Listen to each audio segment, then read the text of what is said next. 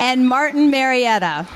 Thank you all for your sponsorships that make this event possible. Really appreciate it. And thank you to today's media sponsor, Univision 40. Thank you so much. Muchas gracias. We would also like to recognize our elected officials and government staff that are with us here today. I know there's a lot of you, so we certainly appreciate all the important work you do on behalf of this region. If you are an elected or appointed official or a government staffer, please stand to be recognized. Let's give them all a big round of applause.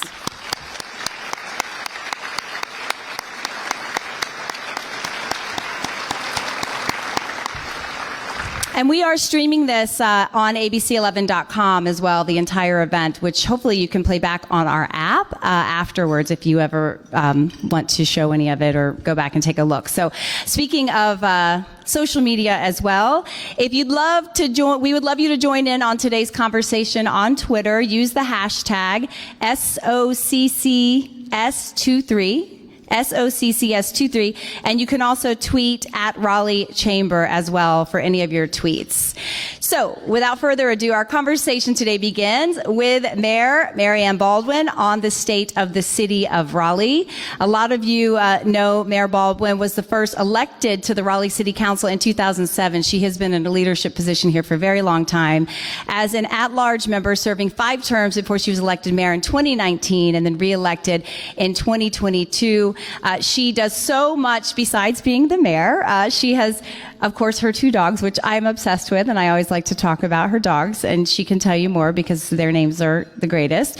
She also serves on numerous nonprofit boards in the area, including Communities in School of Wake County, Art Explorers of the American Lung Association, and she is a member of the William Peace University Board of Trustees and the Wake Tech Foundation Board of Directors. So please join me in welcoming Mayor Mary-Ann Baldwin with her remarks.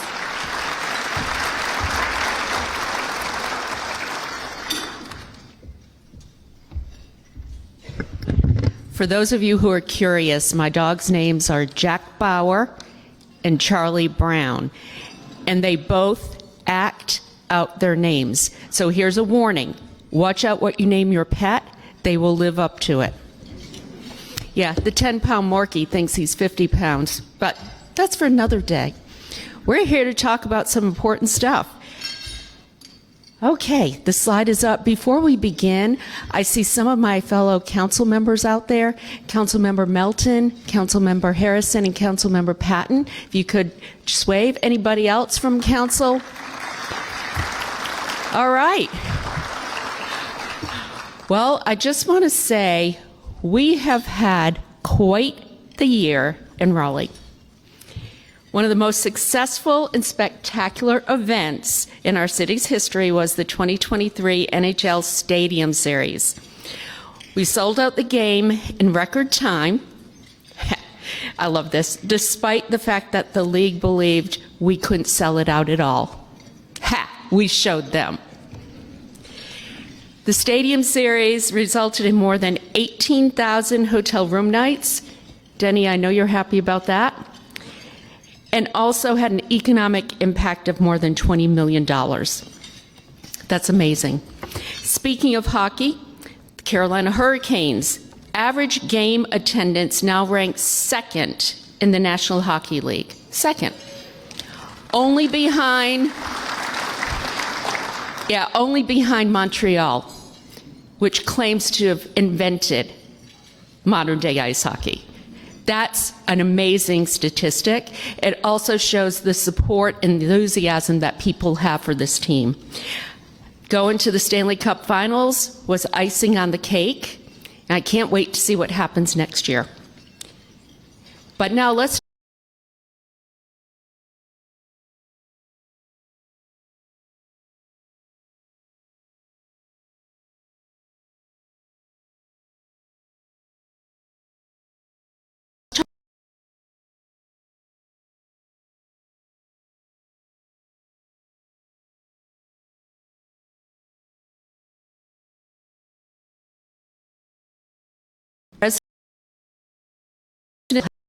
the biggest challenge facing our region. This is a key focus of our city's strategic plan. For the past 10 years, we set a goal that by 2026, we would create 5,700 affordable housing units. To date, we've created or preserved more than 3,500 units and committed funds toward another 2,000 units that are in the pipeline. I'm going to note just a few successes. In May, we awarded $7 million in city funds to 3 affordable rental developments for a total of 292 units. Also in May, we had a great ribbon cutting and gathering to celebrate the Summit at Sawyer. This site will soon provide affordable housing units to more than 150 families. We're also identifying suitable city-owned land and making them available to our partners, nonprofit who build this type of housing. In the past 2 months, we released 3 requests for proposals. In a similar vein, we also launched the second year of the small-scale rental development pilot, making available another 20 city-owned lots and seeking nonprofit partners to create smaller-scale housing. And I'm not going to steal the county's thunder. I'm sure they're going to mention this, but we worked with the county to create a fund to preserve naturally occurring affordable housing. We partnered with CASA on the first community come out of this effort. Like other cities throughout the country, we have an unprecedented number of residents who are unhoused. One of the first things I did after getting reelected as mayor was reach out to County Commission Chair Thomas and ask her to partner with us on a new task force to address issues facing our unsheltered community. Councilmember Stormy Fort is heading up this task force along with County Commissioner Vicki Adamson. See Vicki here. Thank you for those efforts. They are looking at new initiatives, identifying needs, and will be making recommendations for action in early 2024. Over the past year, the city has provided more than $500,000 to nonprofits to provide emergency shelter. This includes supporting white flag operations during the winter months, where we provided almost 700 people with access to emergency shelter. The city also provided a $100,000 grant to Campbell University Law School to launch the Blanchard Community Law Clinic. They are focused on preventing evictions. And we awarded $525,000 in funding to Passage Home and Triangle Family Services for the Homeless Diversion Pilot Program. Another important piece, outreach and innovation.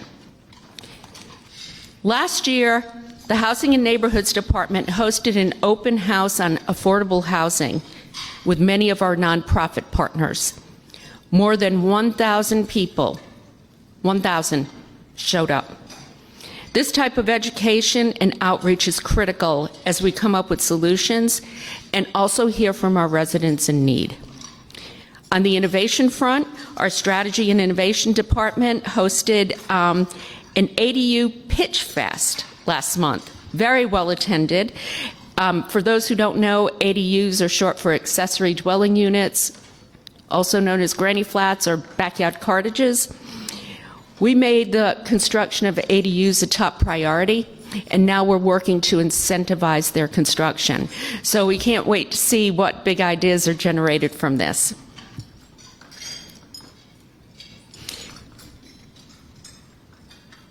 I've been working on this now for 10 years, so I'm really excited to talk about bus rapid transit. And guess what? Our first bus rapid transit line on New Bern Avenue will start construction in the fall. Bus rapid transit, for those of you who do, yes, that's big. Bus rapid transit provides dedicated bus lanes, traffic signal priority.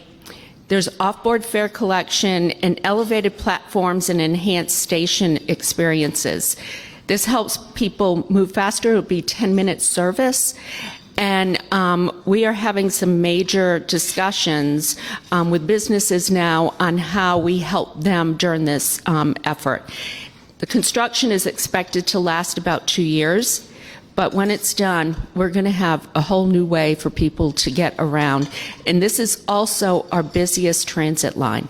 So it's going to really make quality of life better for a lot of people. City is actually a project sponsor for 4 corridors. Besides New Bern, we have the Southern Corridor, which is Wilmington Street going to Gardner. After that, we have Western Boulevard, and then we will work on the Northern Corridor along Capitol Boulevard. This is going to help build ridership for regional rail. And a quick note on that. Number of us elected leaders went to the FTA in Washington, D.C. several months ago. We learned that the FTA is no longer funding commuter rail. Billions of dollars being lost in metro areas because of people working from home. And commuting patterns have shifted.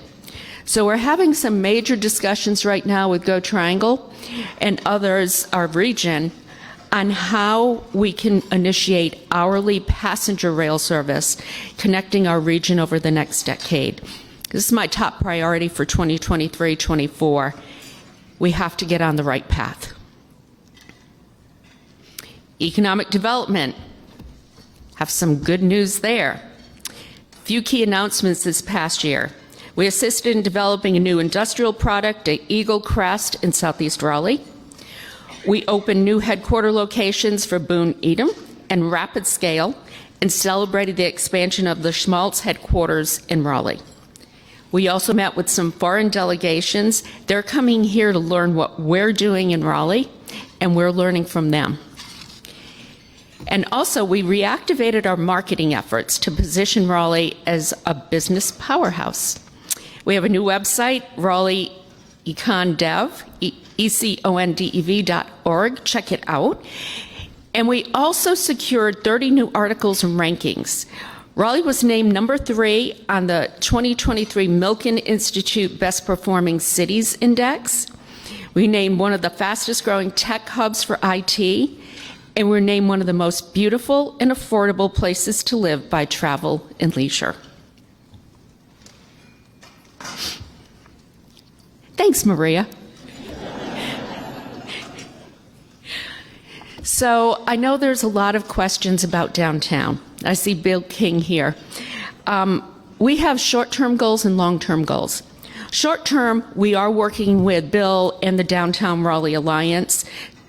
You have done an amazing job activating downtown, bringing back Live After 5, First Friday, movies in the park, all of these things that are meant to bring people back to our center city. I want to commend all of you for your efforts. We also expanded the social district.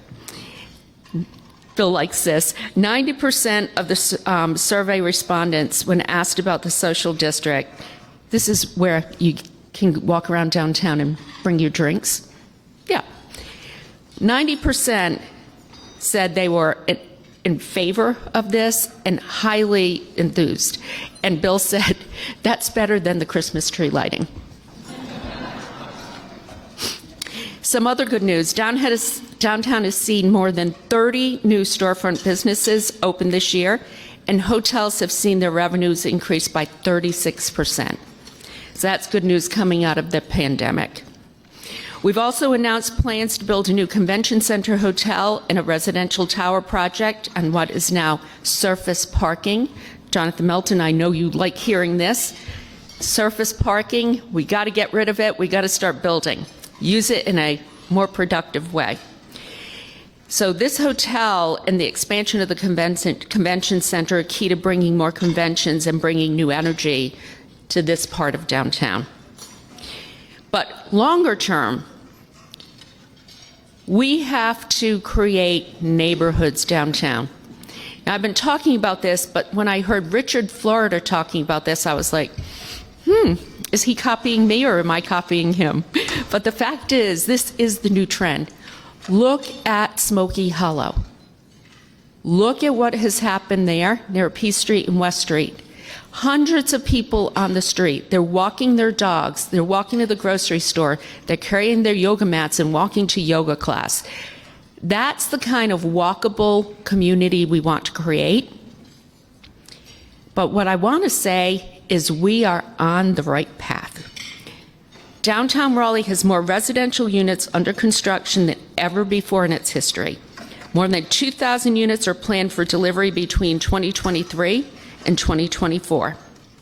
And our downtown occupancy rate is nearly 95%. So you can see there's a need.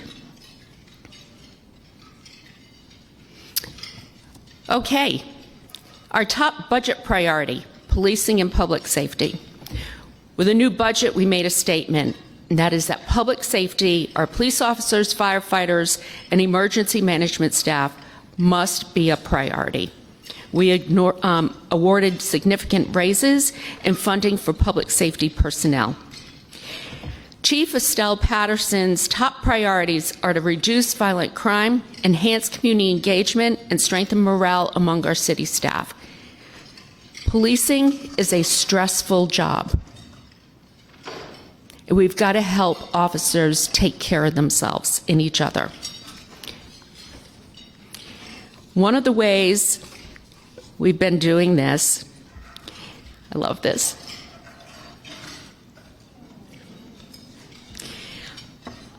RPD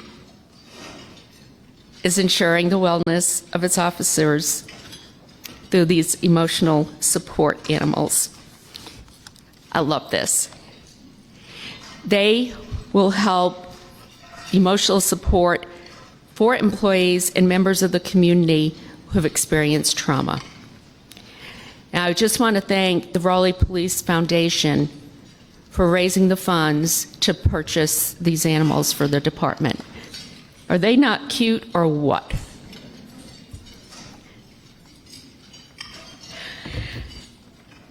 Okay, that was a lot to absorb, people. But bear with me. One more thing. I want to end on a point of celebration. Fireworks for a reason.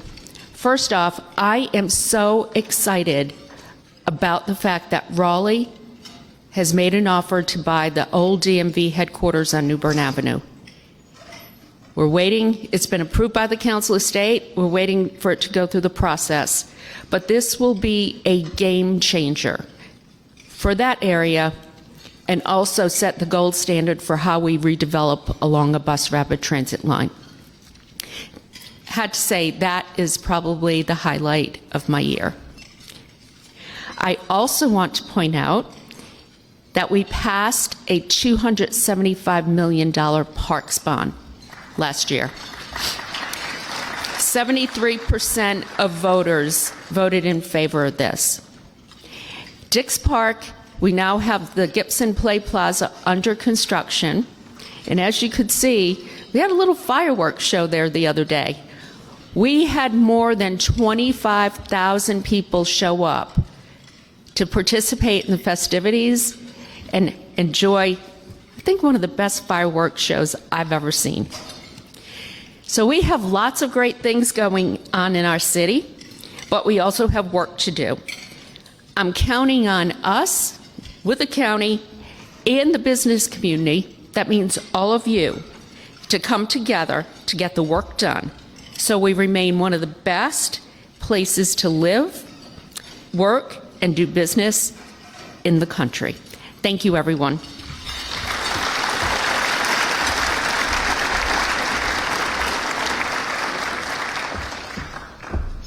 Thank you, Mayor Baldwin. I just saw her at that huge fireworks display last week, which was a lot of fun. And just to give the city a plug, Spin Doctors is live after 5 next Wednesday. If you guys want to join me, call me because I'm going for sure. That's on my calendar, the 19th. So it's now my pleasure to introduce some video comments by Wake County Commission Chair Shanika Thomas. Chair Thomas has served on the Board of Commissioners since 2020 and was selected by her peers as the chair for 2023. And before that, served as a regional HR manager with the Target Corporation and was responsible for opening and staffing many of the stores in the Triangle. Chair Thomas could not be here today with us, but wanted to share her thoughts on the past year and vision for the future. So please direct your attention to the screens here for a special word from her.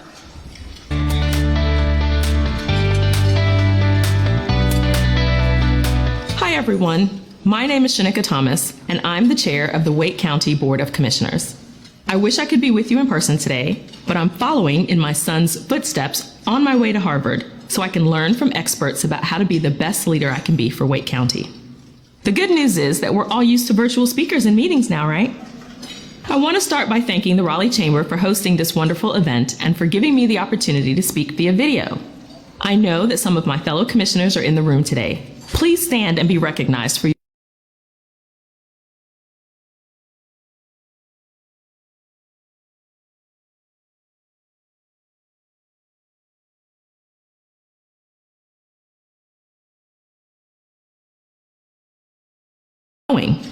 We're nearly 1.2 million people strong, adding an average of 56 people a day. That makes us one of the 5 fastest growing counties with more than 1 million residents in the nation.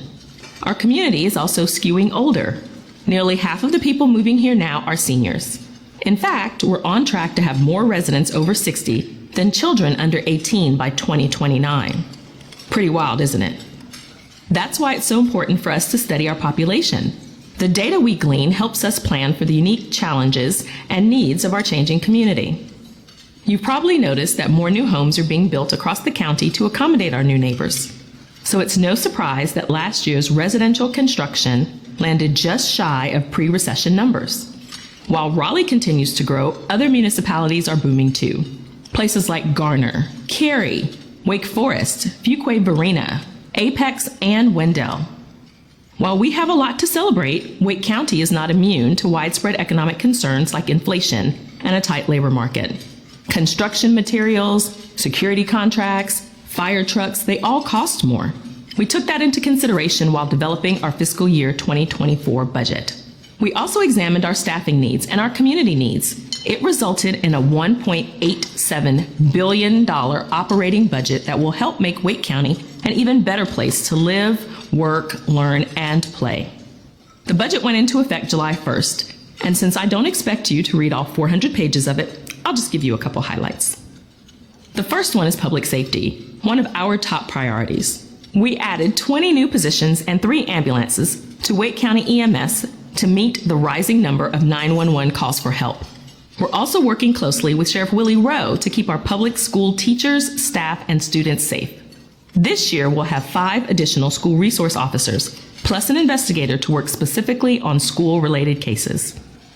Our emergency personnel keep us safe every day, and this year we're investing in additional gear to protect them in return. We're buying a second set of turnout gear for all firefighters in the fire tax district. Having a clean, decontaminated set of protective gear, especially on back-to-back calls, will greatly reduce their risk of cancer. We're also purchasing bulletproof vests and helmets for our fire and EMS personnel. It's a sad reality that our frontline workers can sometimes face the threat of gun violence. But when those teams requested better protection, we answered their call. We're also investing in fire safety through recruitment and training. Last month, I had the pleasure of seeing 28 new cadets graduate from the Fire Academy. They're the first class to receive full salary and benefits while completing the intensive 38-week training we provide in partnership with Wake Tech. By investing American Rescue Plan Act funds in our Career in a Year program, we were able to launch a grassroots recruitment campaign aimed at attracting diverse candidates who reflect our community. The outreach efforts and fair pay drew an enormous pool of qualified applicants last year, and again for our upcoming academy, with about 45% of them having diverse backgrounds, a historic high for us. Providing more and better materials to trainees to help them succeed also resulted in an all-time high success rate in certification passing rates. By recruiting, training, and retaining firefighters with a wide variety of backgrounds and experiences, we know they'll be better equipped to work in the community when responding to emergencies. We've allocated another $1.5 million for the next class, which will start this fall. Another initiative we want to highlight today is our Affordable Housing Preservation Fund. In partnership with Self-Help Ventures Fund, the City of Raleigh, and private banks, we've collectively amassed $61.7 million to preserve existing affordable rental units. We're off to a strong start with 62 units preserved already. And that's on top of the new affordable units we're helping create through developer financing programs that will lock in affordable rates for decades.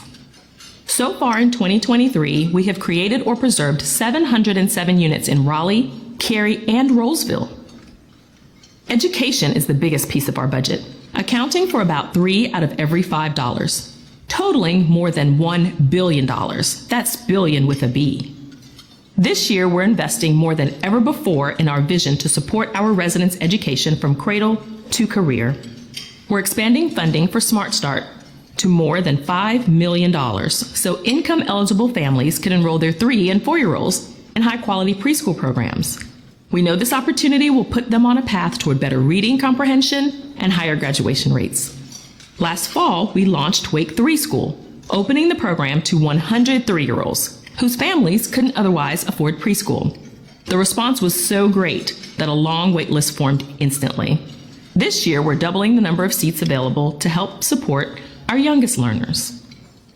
We know that the needs of K-12 teachers, staff, and students are great in the Wake County Public School system.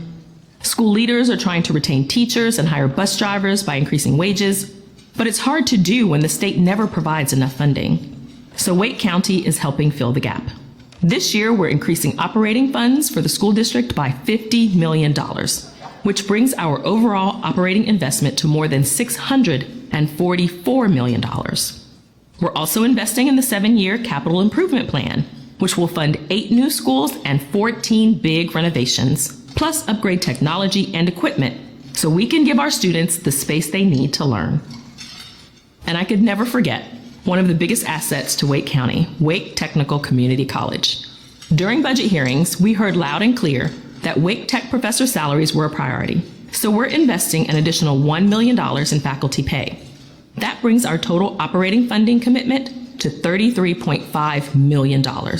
We want to make sure that when Wake Tech's Eastern Campus opens the doors of its new technology building and public safety center next year, they'll be staffed with world-class professors who can focus on educating students. Just as we try to give every student access to a strong education, we also try to give every family access to healthy, nutritious food. That's why our board passed an updated food security plan. It builds on our existing efforts to ensure all families in Wake County can put food on the table. The plan will expand food hub capacity in our community, benefiting small farms by linking them with local buyers. The plan also includes pantry innovation grants to improve access to fresh foods that are more culturally relevant and support all dietary needs. We're adding more farmers markets, expanding a successful produce home delivery program, and continuing our partnership with the school system to provide universal breakfast and support with school pantries. We know this plan will make our local food system stronger and our residents healthier. That's why we invested $7.5 million of our American Rescue Plan Act funds in this updated plan. In this room of business leaders, I'm sure some of you can relate to these statistics. Last year, Wake County put more than 100 projects out for bid and signed more than 1,800 contracts for services. That's a lot. As we looked at the purchasing power of the county through an equity lens, we needed to know, are businesses owned by minorities and women getting a proportionate share of county contracts? To find out, we launched a disparity study and got the final report back from the consultant in April. It showed us areas we can improve and provide data-driven recommendations. So we're reimagining how we do this work. Thanks to investments in this year's budget, we're hiring a minority and women business enterprise coordinator to facilitate outreach and education to build those businesses' capacity. We have great programs to help even the playing field for these entrepreneurs, but they won't work if the business owners don't know about them. The new coordinator will also help make each stage of doing business with Wake County more inclusive and welcoming for all businesses. We've got exciting work happening in the world of parks too. Beach Bluff County Park will be our first new county park to open in 18 years. The gorgeous 240 acres between Garner and Fuquay-Varina will give residents in the southeastern part of the county access to exciting amenities like community gardens, outdoor classrooms, and walking trails. This year, we're investing in the resources and staffing needed for the new park, and we can't wait to welcome you all when it opens next year. This just scratches the surface of the great work happening in Wake County. We also supported the new legal support center that opened in January, invested in mental health crisis response facilities, and worked to give our 4,400 employees fair and competitive compensation. There's a lot for us to celebrate in Wake County, and there's also a lot of work to be done. If you've got questions, or you see a place you and your organization can plug into the work, please reach out to me and my fellow commissioners. We're happy to answer questions and excited to strengthen or create partnerships. Try as we might, my fellow commissioners and I do not have a magic wand. We know that it takes thoughtful research, hard work, and careful collaboration to accomplish our goals. My time as chair has proven my mantra for leadership over and over again. We are better together. Thank you.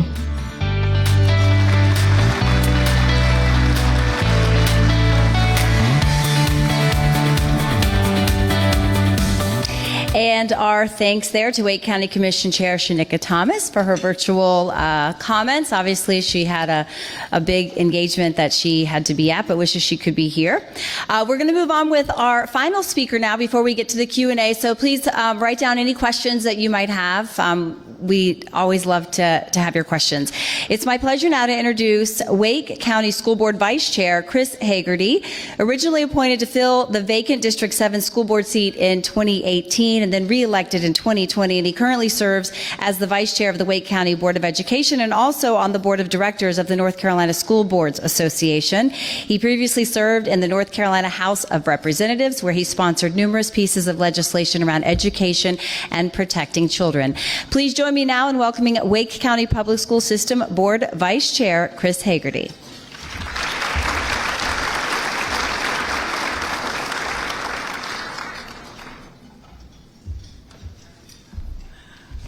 All right, school board, old school, old guy. So good afternoon, everyone. I am Chris Hagerty, Vice Chair of the Wake County Board of Education, Raleigh resident since about 1978, Wake County Public Schools graduate, and father of 2 WCPSS students rapidly approaching graduation.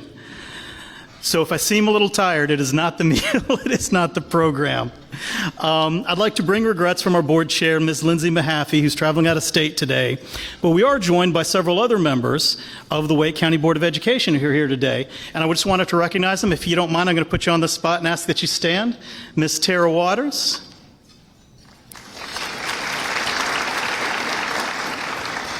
Mr. Tyler Swanson.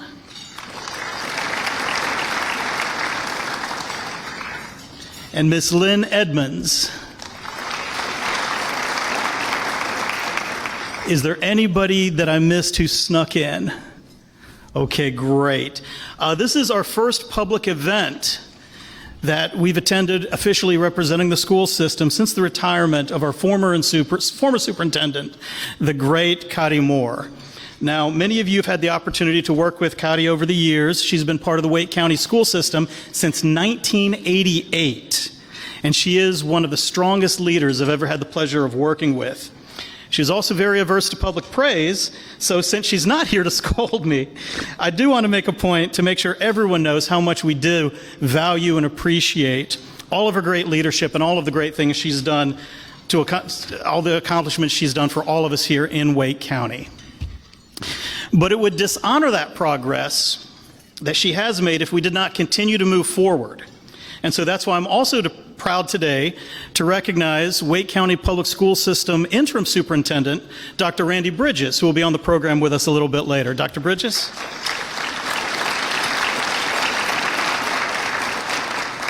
So Dr. Bridges brings more than 40 years of experience to this interim role. He's served as the superintendent for Orange County Schools, the Alamance Burlington School System. He's been a classroom teacher, coach, middle school and high school principal, associate superintendent of human resources, and of public relations. And so we're very grateful for Dr. Bridges' leadership and his partnership and helping us ensure a smooth transition from Ms. Moore to our new superintendent. And while his tenure with us will be abbreviated, I'm confident that we're in good hands. So I recognize a lot of friends out here today, so I'm just going to be frank and maybe a little off the cuff, maybe a little too off the cuff. But I would be lying if I said this was a boring time to be on the school board. I'm sure all of you have seen the craziness that's going on all around the country right now. We have some members of the public that come out to, it seems like they've decided that school board meetings are open mic night. And they'll come out and they'll say just about anything, no matter how far out there, just to generate social media content. I'm sure some of you are also aware of some of the challenges we face in North Carolina with public education funding from the state. And this particularly hits home when we look at the areas that we compete with around the country: Northern Virginia, Metro Atlanta, Nashville and Memphis, Orlando, Austin, and you look at the investments they're making in their schools. And you just wonder, with all of the great stuff that we do, how much better, how wonderful things could be here if we had that same level of state support that we see in those other states. This is a challenging time for public education, but I want to cut through the noise, and instead I want to provide you with what's really important. I want to tell you what we are doing and the fantastic results we're getting. I want to tell you how we're doing it and what we're going to continue to do going forward, and why it is so important to everyone in this community. So I'm pleased to share that as we open our new school year, the district is setting out on new pathways for excellence and equity. Now, despite all that aforementioned craziness, we are continuing to do great things in Wake County. I know many of you are already aware of this, but just in case you're not, or if you're new to the area, have you heard the good news? Let me share a few things with you. We are proud that here in Wake County, our students perform better in most subjects than students in similar-sized school districts across the state, and they outscore their state and national counterparts on their ACT exams, their SAT exams. Thank you. And we're just getting started. We had more than 11,000 students recently graduate with their high school diplomas that are now out there pursuing their college and their career aspirations. Here's something huge. In 2023, the class of 2023, our students earned more than $150 million in scholarship money to continue their education. So, I was talking to Michael earlier, you talk about the proof is in the pudding, right? This is a story to back this up. I was recently out at Panther Creek High School, one of the best high schools in the nation, and talking to Principal Gregory Decker. Dr. Decker was telling me where the students were matriculating to, where they were going, and I expected UNC, Duke, some of our local schools. He actually told me he had a surprising number of students that were going to Alabama, to Florida, to Auburn, to Vanderbilt, and it really took me by surprise. And so I asked him about this, and what he told me is that right now, Wake County Public Schools students are in such demand around the country that the private and the public universities all around the South are basically offering them in-state tuition to relocate to their states to attend their colleges. Now tell me that is not recognition of the job that we do right here in Wake County.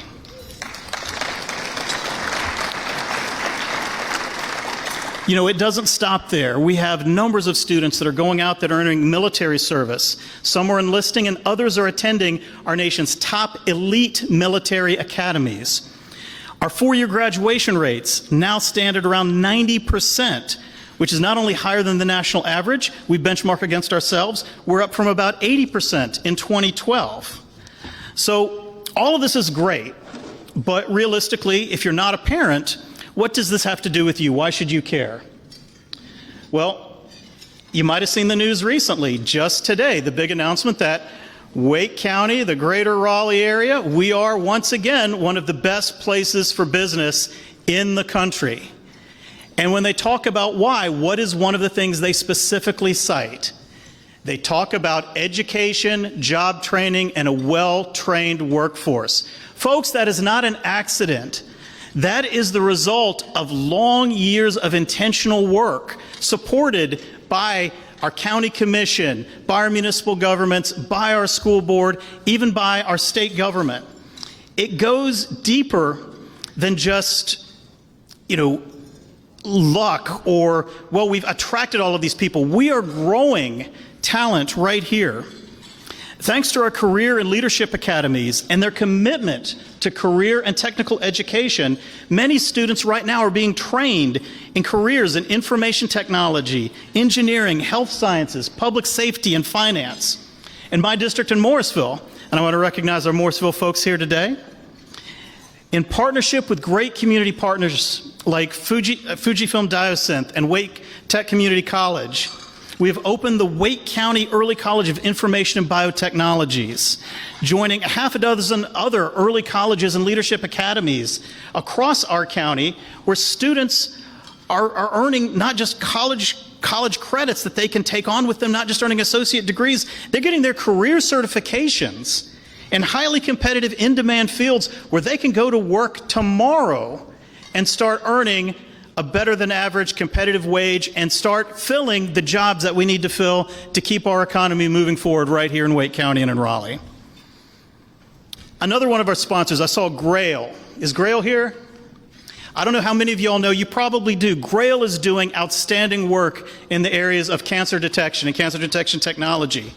What you might not know is just down the road at Enloe High School, we have a group of students, high school students, that have invented their own new device for the early detection of cervical cancer and are going up to New York City to pitch that idea right now. We're helping train students who hopefully may be working with you all one day. And I also want to thank the City of Raleigh for helping to support those students on that trip up there. They're very appreciative and they couldn't have done it without your support, so thank you. We know that students who graduate from Wake County schools are more likely to find employment, are more likely to find not just to build economic success and prosperity from themselves, but they benefit the whole region.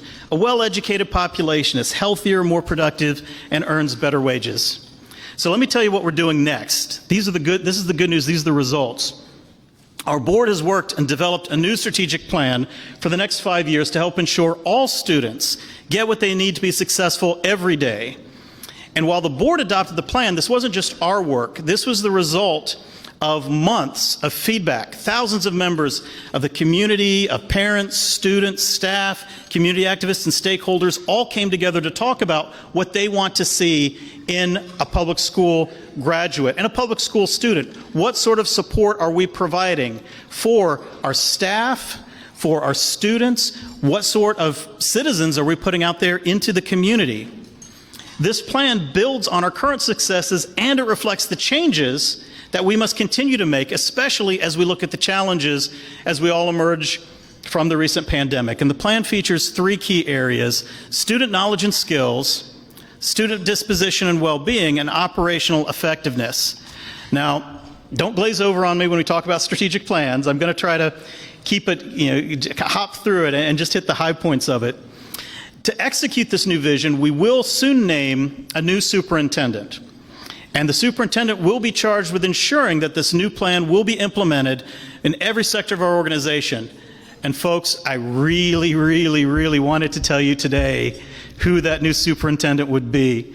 But we're going to have to wait until next Tuesday, July 18th, when it's all made official. I'm surprised we've been able to keep it a secret this long, but our board has been working long hours, very hard. We had a nationwide search, interviewed folks from all around the country, and all I will say is that I think we have a fantastic choice that will benefit all of us here in Wake County. So, since we can't talk about the new superintendent, let me tell you about some of the other people who make this work possible. As I look out there, I know, talking to many of you through other chamber events, we have a lot of folks that are directly involved in employment. So how many of you here today are employers? Just show of hands. Responsible for hiring, evaluation, supervision. All right. So you know today the challenges we face in the current economy and our labor market. Did you know WCPSS is one of our region's top employers?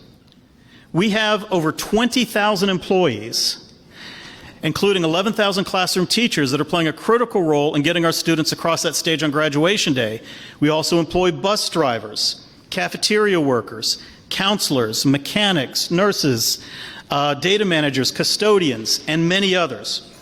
When we say our people are our greatest strength, we back that up. And just as you heard in Commissioner Thomas's discussion of the support for public education in the budget, our budget is designed to improve staff compensation and to expand programming that supports their health and their well-being. These investments, and I really can't diminish this enough when we talk about, as an employer, the benefits that we provide, they're worth every penny because they acknowledge not just how valuable our educators and staff are, but having a quality staff, a happy staff, a staff that is motivated and excited about coming to work every day is what pays off the best for our students. And you don't have to take my word for it. The accomplishments I cited leave no room for doubt that we have some of the best staff in the nation. Now, I told you not to take my word for it, so I have to back that up. Here's the proof. Our district is home to many professionals who are recognized as the best in their fields across the state and across the nation. This past year, we had a school counselor and mentor who were both named top in North Carolina, and one of our media coordinators was honored as the very best in the entire nation. We have the pleasure of celebrating many finalists for state and national awards, band directors, school counselors, athletic directors, our CTE, Career and Technical Education staff. Some of these are recognized or in the finalists for the best in the nation, the best in the region, and the best in the country. But it's not just in this long list of award winners. Thousands of our staff go above and beyond every day for our kids. We have more than 3,000 teachers in our district who have national board certification. That's like the gold standard for teaching. We have the highest number of teachers achieving certification. About half of these teachers also hold master's degrees or more advanced degrees, doctorates. And I'm proud to share, beginning this month, we're among one of the very few districts in North Carolina that are stepping up to pay our teachers and social workers extra for the advanced degrees that they've earned. This was a campaign promise we made. This is one we've delivered on, and this is what helps keep highly talented, highly trained professionals within the educational profession. The benefit of a high-quality staff, high-quality educators, high-quality staff translate to award-winning schools. 44 of our magnet schools received national merit awards from Magnet Schools of America. Washington Elementary School, just down the street, named the top magnet elementary school in the country. Thank you. 7 of our schools received the Purple Star Award for their support of military families. And I could go on and on and on. It's easy when we have a lot of this good news, but why am I telling you this? We're not going to rest on our laurels. We've done good things, but we still have challenges. We still have to address these. The ever-changing world demands that we continually transform and adapt. I guess not unlike those Transformer robots in the Michael Bay movies, huh? We live in a world of continuous improvement, and this strategic plan is going to help get us there. We could look at things, I'll take a couple things out, mental health and why this is important, special education and why it's important. You know, with our county partners, we're committed to a joint multi-year plan to get to the nationally recommended ratios of service professionals in these areas. And what do I mean by that? So I'll bet most of you know that we have school nurses, right? I'll bet most of you don't know that one nurse might have to cover 4 different schools. It is so hard to deliver the services we need to our students when we don't have enough of the professionals to adequately cover, whether they're social workers, whether they're school psychiatrists or psychologists, whether they are the school nurses themselves. But working with the county, we're working hard to address those ratios. We also must take care of our staff so they can take care of others. When I was talking about benefits, this board's budget for the first time includes funding for permanent positions that will provide crisis support and wellness resources to our employees. And this is significant. Please hear me on this. If any of you provide mental health benefits for your staff, you know right now how challenging it is to actually find the professionals that they need to deliver those services. You're providing a valuable benefit that your staff might not be able to take advantage of. By providing this in-house, we're helping connect our staff directly with confidential resources to help them get the support that they need. It's no good to promise something if you can't deliver it. And this is something that we're doing a little bit different than other school districts, but I think it's innovative and I think it's paying great dividends. So, preschool funding, the commissioners talked about it. This is a great area of partnership where we know we want to have our students ready to learn when they come into school.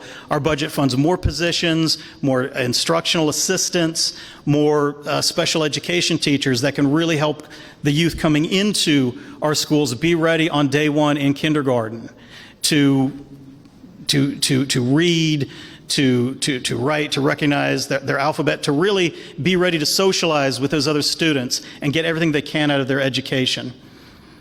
Other aspects of the plan, operational effectiveness. Did you know that Wake County Schools is also one of the largest landowners in Wake County? We have almost 200 campuses across the county, with multiple buildings and school buses to manage.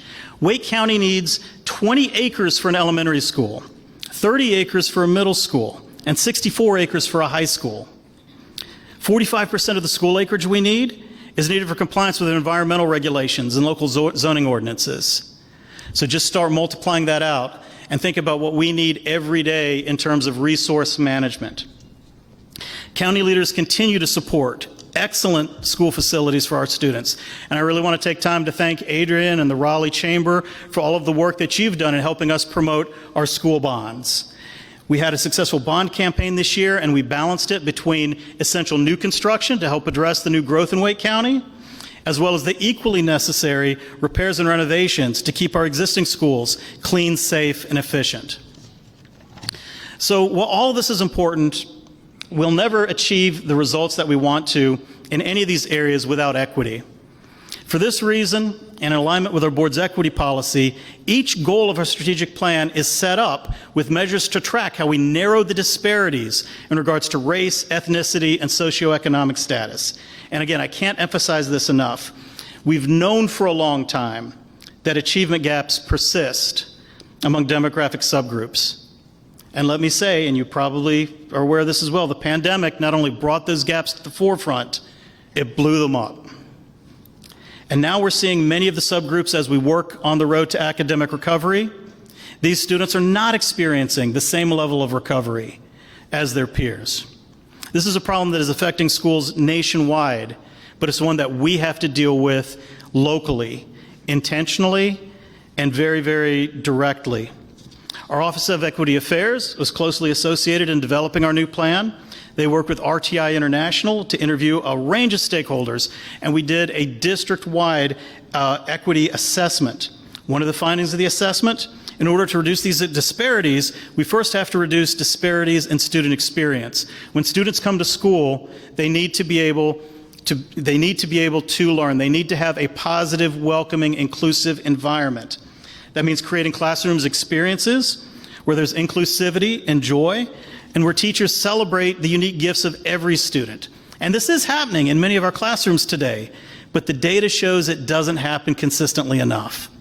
So starting this year, we have intentional efforts through training and other resources to give teachers the tools they need to be culturally competent and empathetic educators, and it's going to benefit all students, not just the ones that might be behind their peers academically.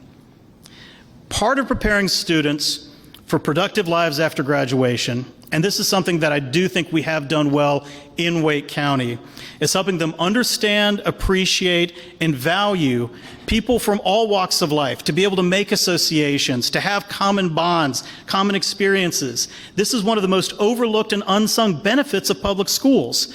It's one that I've personally benefited from. It's one that I see my kids benefited from throughout my life and my career here in Wake County. The classroom climate for all students will greatly improve when all students feel engaged, respected, and supported. And so achieving equity is a moral imperative, and it will produce greater academic results. The harsh truth is, despite all of those great numbers that I gave you, we have too often failed some of our students, particularly our Black and our Latino students. And I think this board is committed to turning that around. Correcting this injustice is the right thing to do, and our strategic plan will be the way that we do all of this.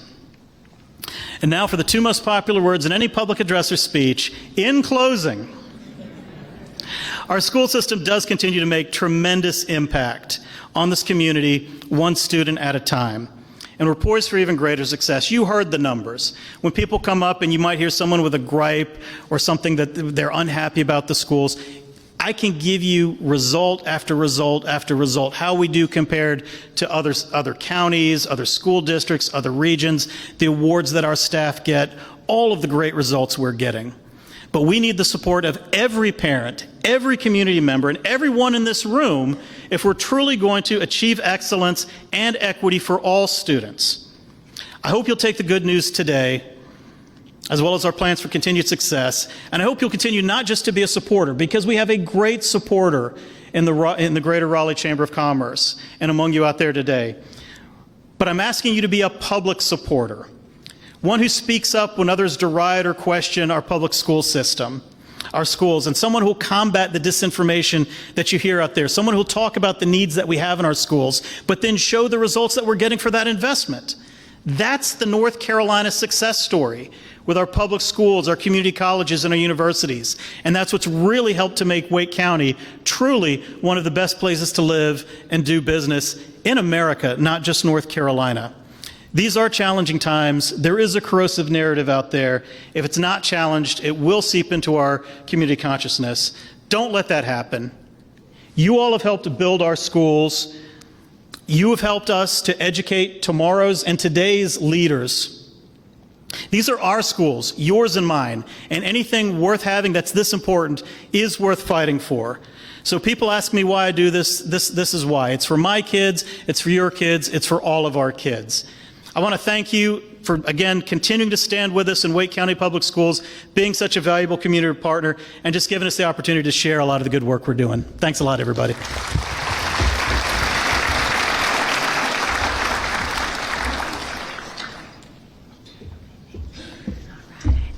All right. Thank you, Vice Chair.